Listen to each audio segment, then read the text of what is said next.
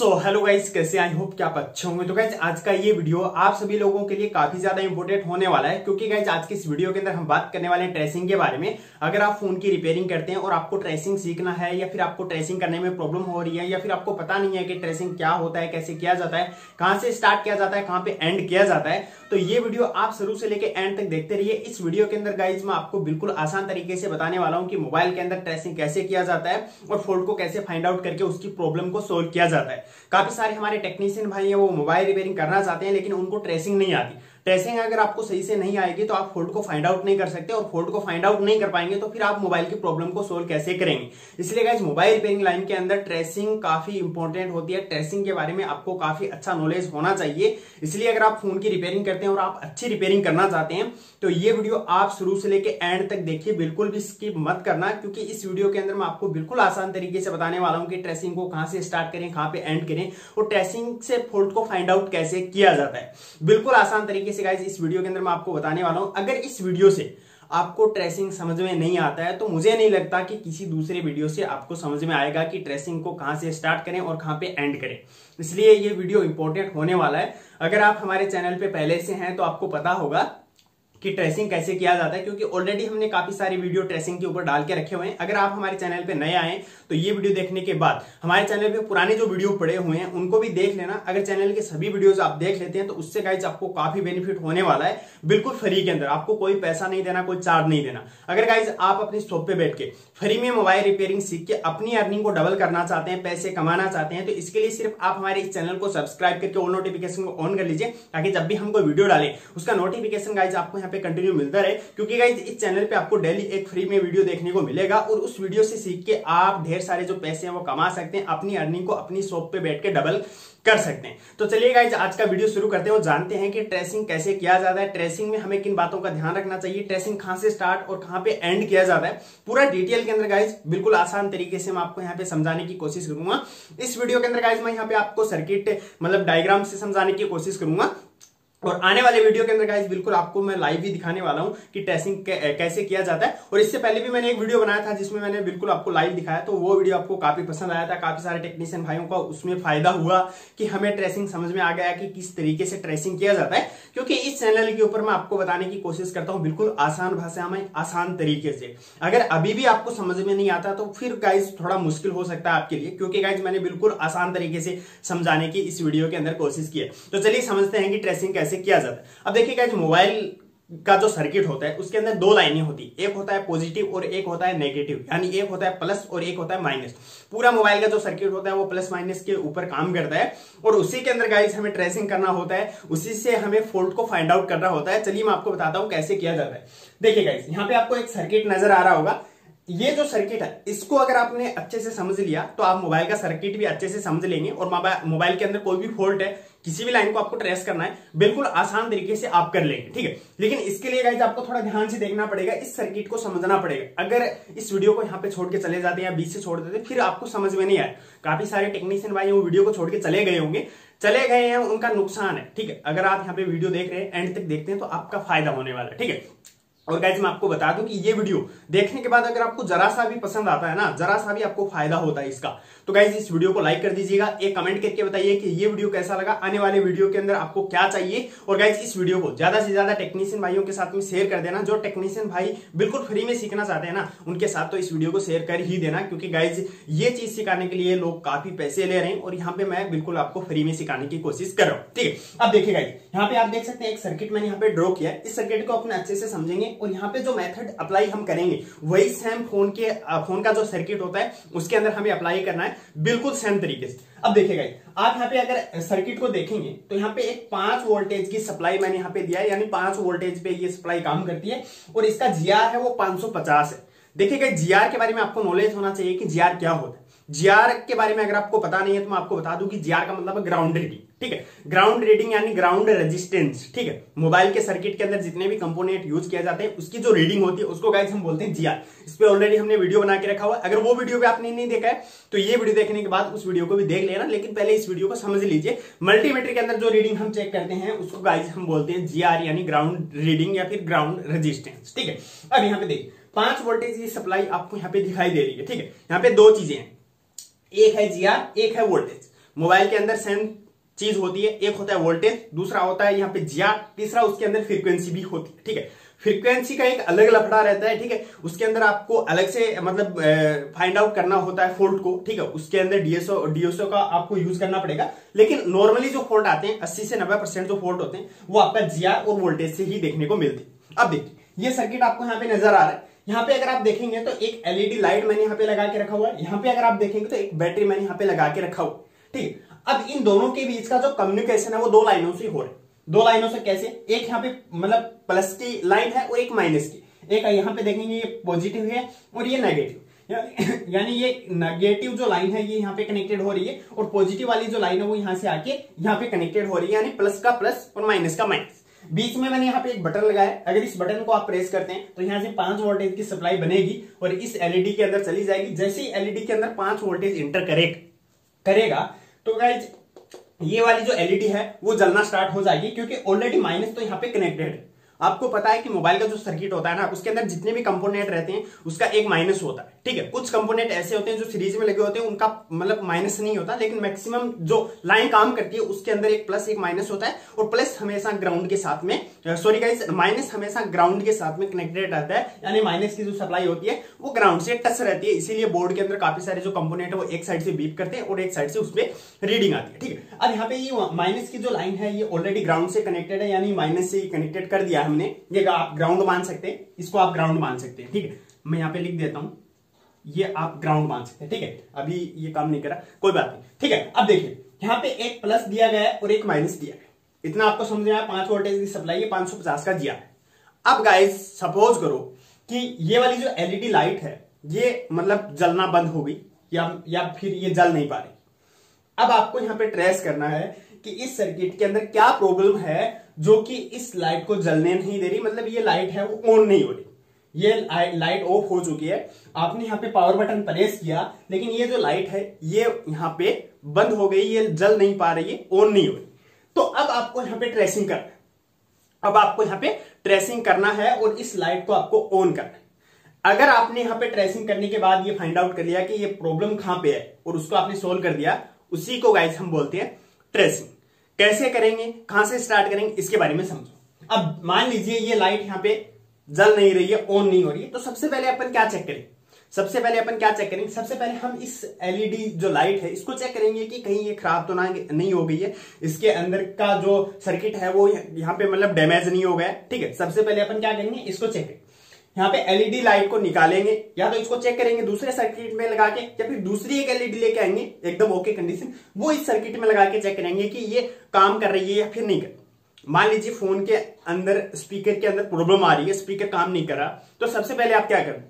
सबसे पहले स्पीकर को चेक करेंगे, स्पीकर को निकालेंगे, चेक करेंगे, या फिर दूसरा लगा के देखेंगे। नॉर्मल सी बात है, आपने यहाँ पे एलईडी को निकाला, अगर एलईडी खराब है तो आप दूसरा लगाएं।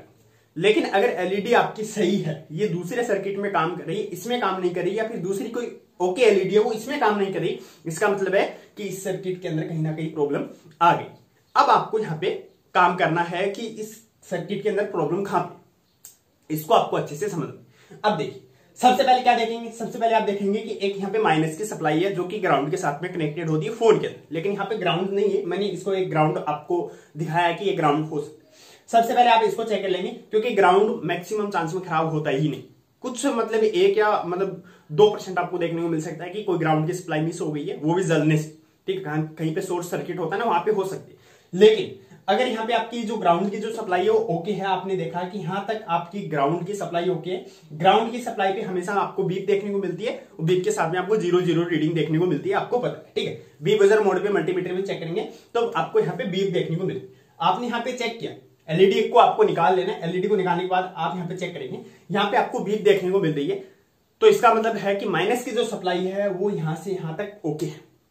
ठीक है, अगर यहाँ पे ग्राउंड नहीं होता तो आप क्या करते हैं, इसको चेक करने के लिए आप करते हैं मल्टीमीटर को बजर मोड पे सेट करेंगे, उसके बाद एक प्रोब को आप यहां पे लगाना है, दूसरी को आपको यहां पे लगाना है, मतलब इस यहां पे लगाएं, ये लाइन जहां से जहां तक आ रही है यहां पे लगाएंगे, यहां पे लगाएंगे, दोनों आपस में जब लगाएंगे यहां पे अगर बीप आ गया, इसका मतलब ये जो सर्किट है ये यहां से यहां तक ओके काम कर रहा है, इसके अंदर कोई भी प्रॉब्लम नहीं है। सेम तरीका आपको यहाँ पे प्लस वाली लाइन पे अप्लाई कर रहा है। क्या कर रहा है, सबसे पहले क्या करेंगे, सबसे पहले आप यहाँ पे लगाएंगे मल्टीमीटर को बजर मोड पे करने के बाद फिर आप यहां पे लगाएंगे जहां से ये लाइन स्टार्ट हो रही, ठीक है। आप यहां पे लगाएंगे, यहां पे लगाए, अगर बीप आया इसके अंदर, अगर बीप आया इसका मतलब कि ये सर्किट यहां से यहां तक कंप्लीट हो रहा है। पावर बटन दबाने के बाद पावर बटन ऑफ कर देंगे, यहां पे बीप नहीं है। अगर आप पावर बटन ऑन कर देंगे उसके बाद चेक करेंगे बीप आएगा, इसका मतलब कि लाइन ओके है। लेकिन पावर बटन ऑन है उसके बाद भी आप यहां पे चेक कर पा रहे हैं और यहां पे कोई बीप नहीं आ रही, इसका मतलब ये है कि ये जो लाइन है यहां से लेके यहां तक की वो कहीं ना कहीं बीच से ब्रेक हो गई है और उसको हमें फाइंड आउट करना है और उसको ओके करना है, ठीक। इसी को बोलते हैं ट्रेस। अब देखिए सबसे पहले क्या करेंगे, बैटरी को लगाया, पावर बटन ऑन किया, मल्टीमीटर को आप वोल्टेज रेंज पे लेके जाएंगे और यहाँ पे 5 वोल्टेज चेक करेंगे कि यहाँ पे वोल्टेज आ रहा है या फिर नहीं आ रहा। आप यहाँ पे चेक कर पा रहे हैं कि वोल्टेज यहाँ पे नहीं, वोल्टेज यहाँ पे नहीं है, ठीक। अब आप क्या करेंगे, अब आप करेंगे मल्टीमीटर को डायोड मोड पे या फिर जीआर मोड पे। उसके बाद आप यहाँ पे जो मल्टीमीटर की जो प्रोब है इसको एक को तो आप ग्राउंड कर देंगे और दूसरी से आप यहाँ पे चेक करेंगे कि यहाँ पे जीआर है या फिर नहीं।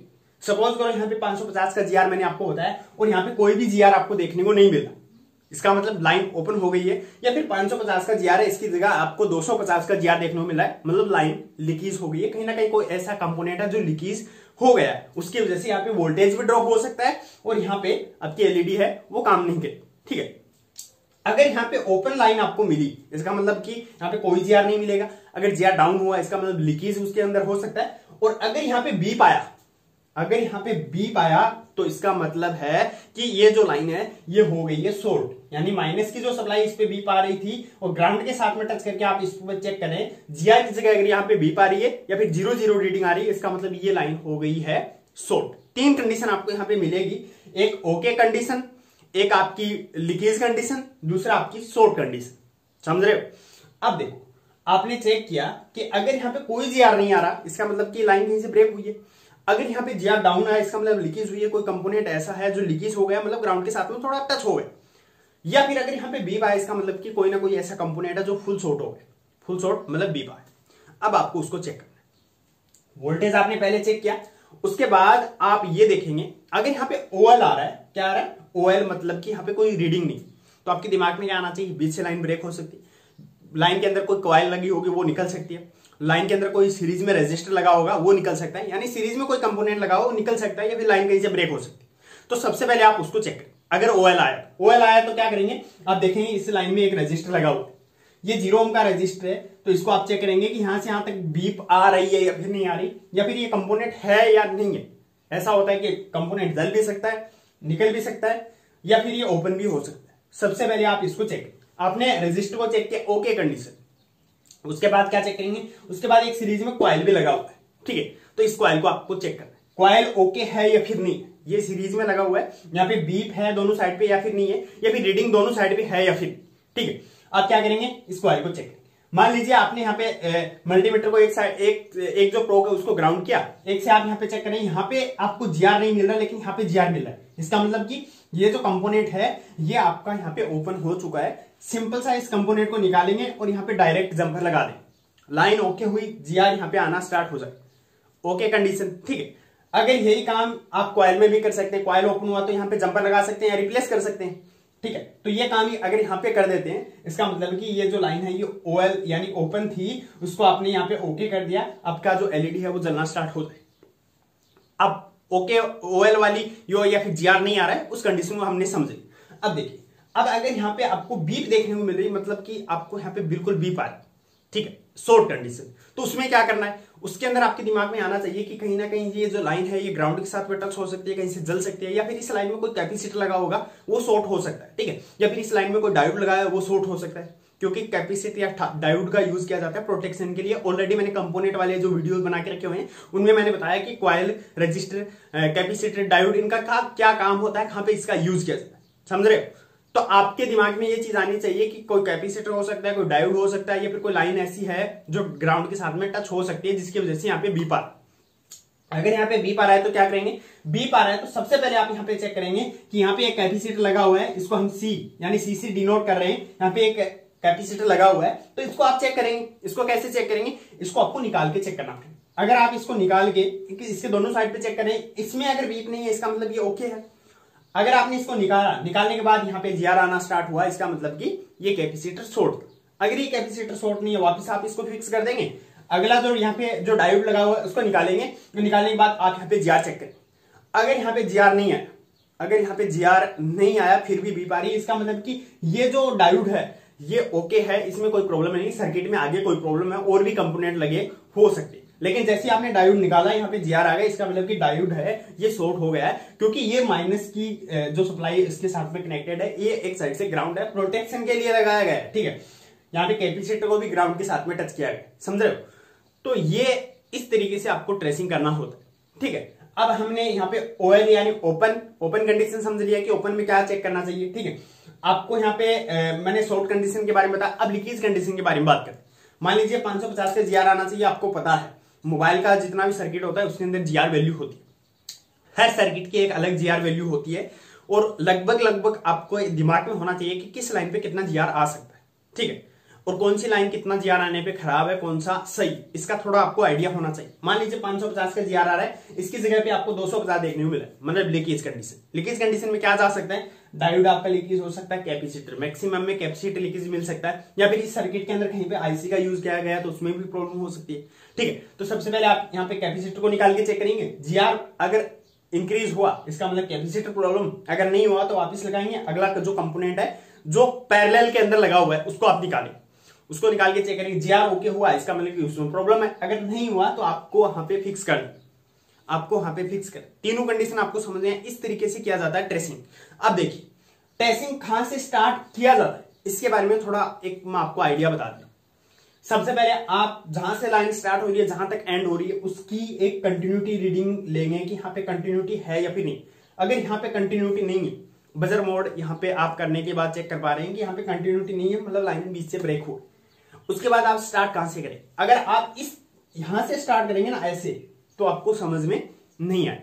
आपको स्टार्ट करना है यहां से, जहां से आपका ये सप्लाई बनके जा रहा है, मतलब सबसे पहले आप यहां पे देखेंगे कि बटन लगा हुआ है बीच के अंदर, इसको आप चेक करेंगे। बटन खराब हो सकता है, ठीक है, इसको आप चेक करेंगे कि ये ओके है या फिर। बटन को ऑन करने के बाद आप यहाँ पे सप्लाई चेक कर सकते हैं आई या फिर नहीं है।